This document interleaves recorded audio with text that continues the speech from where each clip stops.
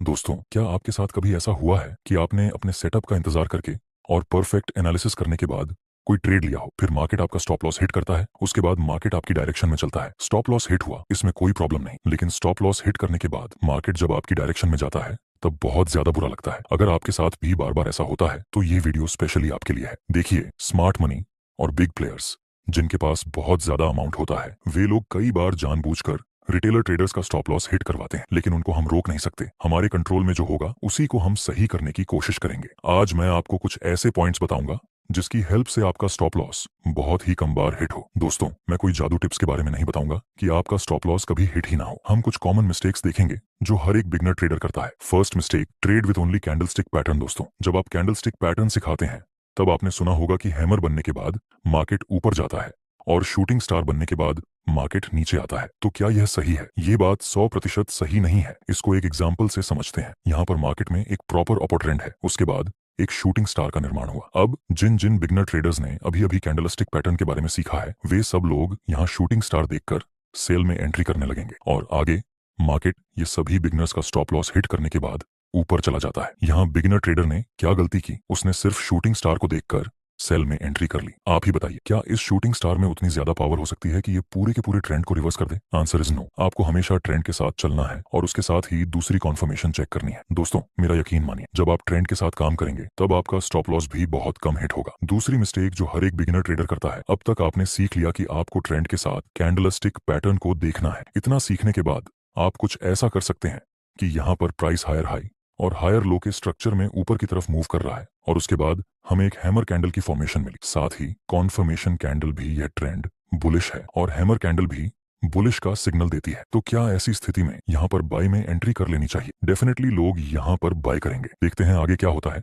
एक बार फिर से स्टॉप लॉस हिट हो गया। दोस्तों, यहाँ जिसका एसएल हिट हुआ होगा वो लोग कंफ्यूज्ड होंगे कि यहाँ तो मैंने सिर्फ कैंडलस्टिक के बेस पर ट्रेड नहीं लिया, यहाँ तो मैं ट्रेंड के साथ हूँ, और फिर बाद में मैंने हैमर और कॉन्फर्मेशन कैंडल में ट्रेड लिया। फिर भी एसएल होने की वजह क्या हो सकती है? देखिए, जिस जगह पर यह हैमर बना, क्या उसके आसपास कोई सपोर्ट था? Answer is no. क्या जिस जगह पर यह हैमर बना उस जगह पर कोई बुलिश ट्रेंड लाइन थी? Answer is no. तो फिर ऐसे हैमर हमारे कोई काम का नहीं है। जब भी आप कोई कैंडलस्टिक पैटर्न के ऊपर ट्रेड लें तो याद रखें कि वह कैंडलस्टिक पैटर्न किसी लोकेशन के आसपास बना हो। कोई बुलिश कैंडल किसी सपोर्ट के आसपास बनी होनी चाहिए और कोई बेरिश कैंडल किसी रेजिस्टेंस के आसपास बनी होनी चाहिए, तभी यह चीज बेहतर तरीके से आपको रिजल्ट देगी। कैंडल किसी लोकेशन पर बने, यह बहुत ही ज्यादा जरूरी है। इसका रीजन समझिए। मान लो आपने 1 करोड़ का बंगला बनाया शहर में और 1 करोड़ का दूसरा बंगला बनाया गांव। 5 साल बाद यह दोनों बंगले आप बेचना चाहते हैं, तो आपके हिसाब से किस बंगले की प्राइस ज्यादा मिलेगी? जाहिर सी बात है, शहर वाले बंगले में आपको 5 साल बाद ज्यादा प्राइस मिलेगी। हालांकि दोनों बंगले बनाने में आपको 1 करोड़ लगे हैं, फिर भी सिटी में आपको ज्यादा प्राइस मिलेगी। रीजन है इसका लोकेशन। इसी तरह कैंडलस्टिक का लोकेशन जरूरी है कि वह कैंडलस्टिक पैटर्न कहाँ बनती है। तीसरी मिस्टेक जिसको हम एग्जाम्पल से नीचे आ चुका है, और नीचे ये सपोर्ट भी है। यहाँ प्राइस ये सपोर्ट से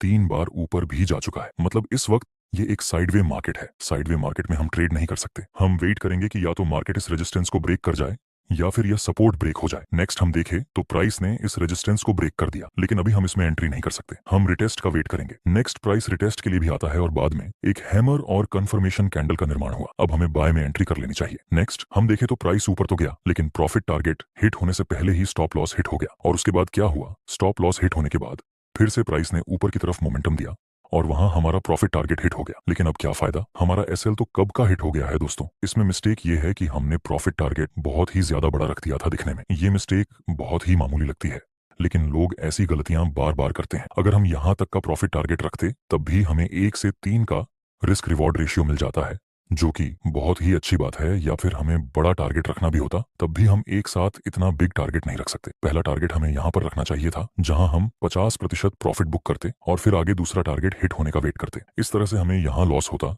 तब भी हमें पूरा लॉस ना होता। आपको भी इस तरह से स्मार्ट वर्क करना चाहिए। नेक्स्ट मिस्टेक देखते हैं जिसको भी हम एग्जांपल के साथ समझेंगे। यहाँ पर शुरुआत में प्राइस नीचे गिर रहा था, उसके बाद प्राइस धीरे धीरे ऊपर की डायरेक्शन में मूव करने लगता है। जहां से ये अपर साइड की मूवमेंट शुरू हुई वहां पर यह 3 ग्रीन रेड कैंडल बनी थी। तो ये ग्रीन कैंडल के पहले वाली कैंडल के हाई और लो को कनेक्ट करके हम एक डिमांड जोन बना सकते हैं। नेक्स्ट हम वेट करेंगे कि प्राइस फिर से इस डिमांड जोन के आसपास आए, तब हम बाय में एंट्री करेंगे। आगे हम देखें तो प्राइस धीरे धीरे इस डिमांड जोन के पास आता है और हैमर एंड कंफर्मेशन कैंडल का निर्माण हो चुका है। अब यहाँ पर हम बाय में एंट्री कर सकते हैं प्रॉफिट टारगेट के लिए। ये रेजिस्टेंस बेस्ड है जहां पर मार्केट ने पहले 3 बार रिएक्ट किया था और आगे दूसरी ही एक रेड कैंडल बनती है जिसकी विक से हमारा स्टॉप लॉस हिट हो गया है। और इसके बाद हमारा प्रॉफिट टारगेट हिट हुआ। दोस्तों, यहाँ हमारी मिस्टेक ये थी कि हमने बहुत ही स्मॉल और टाइट एसएल रखा था। मैं बार बार बोलता हूँ, हमें कैंडल के लो से थोड़ा नीचे एसएल रखना चाहिए, और ऐसा भी मत करना कि आप बहुत ही ज्यादा बड़ा एसएल रख डालो, पर एटलीस्ट टाइट एसएल तो नहीं होना चाहिए। नेक्स्ट हम देखें तो फिर से इसी डिमांड जोन के पास एक हैमर और कंफर्मेशन कैंडल का निर्माण हुआ। हम दूसरी बार बाय में एंट्री करेंगे। इस बार हम टाइट स्टॉप लॉस नहीं रखेंगे, हैमर के लो से थोड़ा नीचे स्टॉप लॉस रखेंगे, और पहला प्रॉफिट टारगेट हम इस रेजिस्टेंस पर रखेंगे,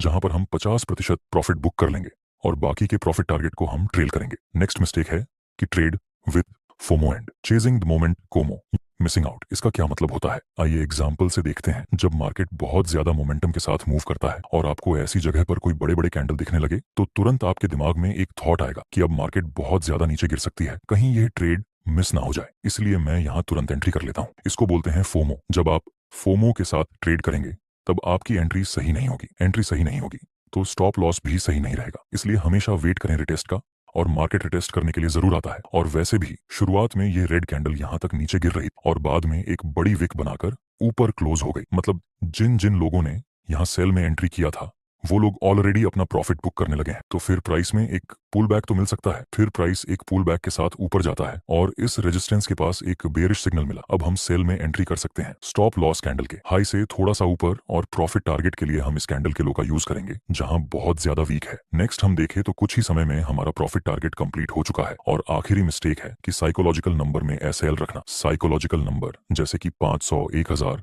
1500 सपोज की ये किसी एक्सयूजेडी कंपनी का चार्ट है और ये 500 का लेवल, तो हाई चांस है कि मार्केट इस साइकोलॉजिकल नंबर को एक बार टच करके ऊपर जाए। तो आपको ऐसी जगह से भी थोड़ा सा नीचे स्टॉप लॉस रखना चाहिए। आपको ऐसी जगह पर एसएल रखना है जहां तक मार्केट को आने में थोड़ा सा प्रेशर लगे, जैसे कि कोई सपोर्ट के नीचे, किसी रेजिस्टेंस के ऊपर। इस तरह दोस्तों और भी क्या क्या मिस्टेक हो सकती है एसएल को रखने में, वो आप अपने एक्सपीरियंस को कमेंट में बताना, ताकि बिगनर्स को हेल्प हो सके